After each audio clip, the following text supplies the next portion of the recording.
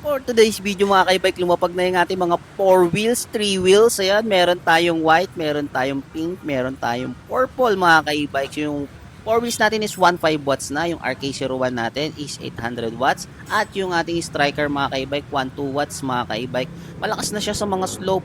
So, kayang-kaya niyang umahon kahit may sakay siya mga ka-e-bike. Napakaganda ng unit na to, powerful. At meron na siyang spare tire, meron na rin siyang reverse camera. At the same time, meron na rin siyang mini pa na nakasama mga ka-e-bike. So meron din tayong mga two wheels na dumating. Yan, meron tayong white, meron tayong red, meron tayong blue, meron tayong black.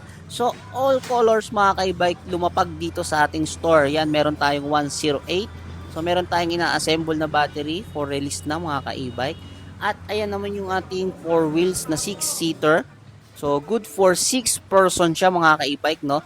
At napakaganda ng unit na yan, 1.5 watts na siya mga ka-e-bike. Yan yung ating 115.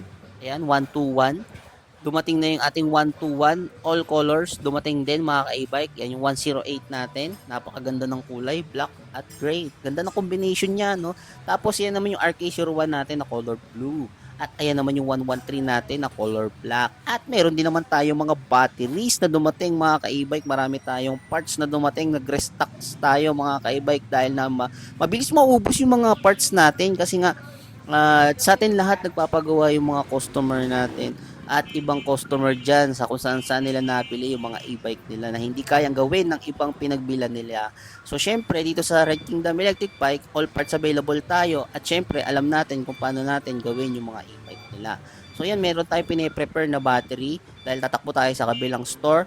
Chine-check natin mabuti bago natin yan i-transfer sa kabila para all goods, wala tayong maging problema sa mga release natin na unit nang sa ganun hindi naman ma-disappoint yung mga customer natin. So okay na daw mga ka-e-bike.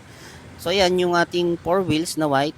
Ayan yung pink na 3 wheels, RK01 yan mga ka-e-bike. Napakaganda. Bestseller sa atin yan mga ka-e-bike ha. So napakaganda ng quality niyan. Talagang solid mga ka-e-bike ano.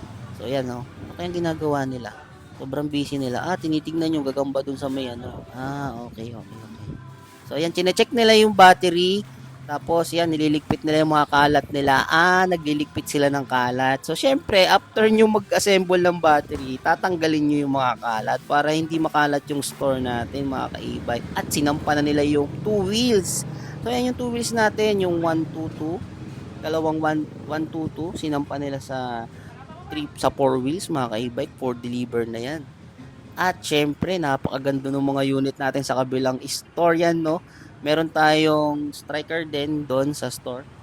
Meron din tayong RK Knight. Yan, napakaganda ng kulay no? Napaka-elegant ng kulay niya mga ka-e-bike. Napakaganda ng kulay na dumating ng ating RK Knight mga ka-e-bike. Ayan, no? Isa rin yan sa atin sa bestseller mga ka-e-bike. So, ayan yung white natin na 4-wheel. Steering wheel yan mga ka-e-bike.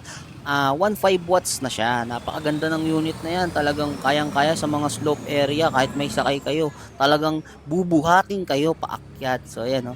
Meron tayong turquoise na 4 wheels. Ayan yung 4 release natin. So, ini-install na nila ng trapal yan para all goods na. Tapos after nyan, di-demo na lang din nila kay customer. So, ituturo na lang din natin kung paano siya i-operate and then paano siya pangalagaan. Siyempre, nang sa ganun, hindi naman masayang bibitaw nila customer na pera.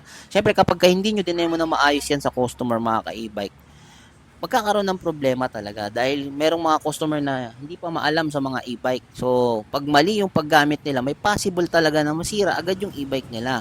So, ayan yung ating for deliver ngayon. So, check. 1, 2, 3. For deliver na yan, mga ka-e-bike. Pati yung striker na yan, no? So, inantay lang nila makatawid dahil medyo mahirap tumawid yan, no? At sa mga gusto mag-avail, mga ka-e-bike, syempre, dito lang sa Red Kingdom Electric Bike, marami tayong iba't ibang design ng mga 2 wheels, 3 wheels, 4 wheels, lahat ng wheels available sa Red Kingdom Electric Bike. Yan napakaganda ng mga unit natin dito sa Red Kingdom Electric Bike mga ka-e-bike. So sa mga gusto mag-avail, sugod na sa Red Kingdom Electric Bike dito, wala kayong talo pagdating sa after sale service. Hindi kayo mapapabayaan. Talagang alagang-alaga ang e-bike nyo dito. So ano pang hinihintay nyo mga ka-e-bike? Sugod na!